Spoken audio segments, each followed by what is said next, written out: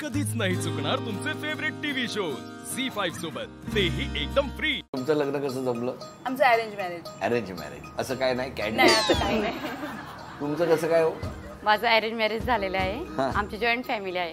बर मला 1 वर्षाचा मुलगा आहे। बर मी आता सध्या घरी असते। आमचं शोरूम आहे, कसलं कापड दुकान। कापड दुकान आहे कुठे? इथे नाशिक मध्ये? आपल्या नाशिकलाच आहे। मी हाऊसवाईफ आहे।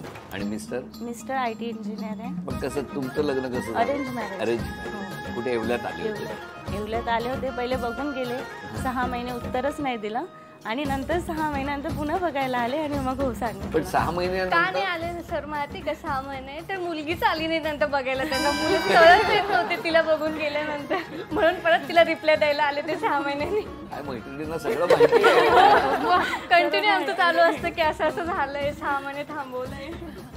तुमचं कसं काय? आमचं अरेंज मॅरेज आहे। घरी माझ्या सासूबाई, मिस्टर आणि मी असते। माझं MSc ऑर्गॅनिक केमिस्ट्री झालं आहे आणि आता सध्या नेट सेट आणि साईड बाय साईड BEd पण चालू आहे। कोणाचं? माझं। तुमचं? हां। आणि मिस्टर काय करतात? ते इंजिनियर आहेत, Engineer. इथेच सिन्नरमध्ये जातात नोकरी करतात? हां।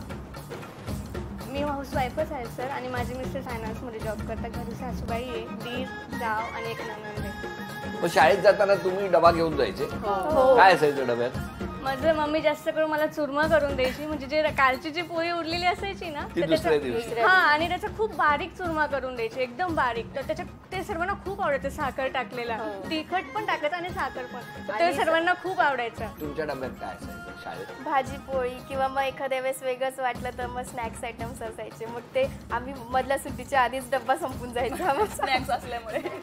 माझे भाजी पोळीच असायची। भाजी आम्ही तर जास्त खिचडीवर डिपेंड असायचो आणि बाहेर जाऊन तिथे चिंच वगैरे मिळायचं, बोरकूट, असं टम्मन एक नाव होतं। एक टम्मन गोल आलं।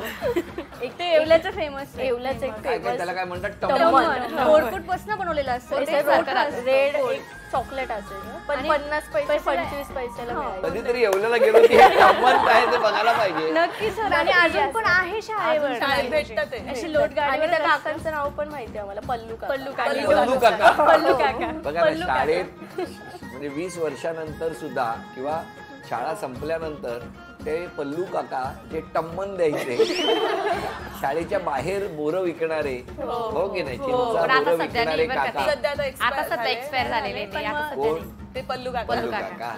पण त्यांची आठवण तुमच्या आठवण मनात आहे. आहे. ते काका जिवंत आहेत, हो की नाही? म्हणजे आठवणींमध्ये आम्ही त्यांना जिवंत ठेवलंय आणि आठवत त्यांचा चेहरा पण आम्हाला डोळ्यासमोर दिसतो की शाळेची आठवण। शाळेबाहेर पहिले आम्हाला तेच दिसायचे, एंट्री गेट मध्ये जाताना आम्ही वाट बघायचं कधी मधली सुट्टी होईल की कधी आम्ही तिथे येऊ। मला हे चालू फारच तासाला मस्त आवडलंय. काय. नावच आवडले टम्मन। वा वा, मी आता कधी बोराचं कुठे शाळेच्या बाहेर जर कुठल्या गाडी दिसली तर जाऊन पहिलं विचारणार ते टम्मन द्या. सर तुम्ही येवल्यालाच आहे? येवल्यालाच येऊ? येवल्यालाच आहे सर। अरे येवल्याची पैठणी, येवल्याची तशी पैठणी, पैठणची पहिलेच पैठणी संक्रांत. तशी येवल्याची पैठणी, हो आणि की? संक्रांत आणि रंगपंचमी। झी5 ॲप डाउनलोड करा आणि पहा सर्व एपिसोड्स एकदम फ्री।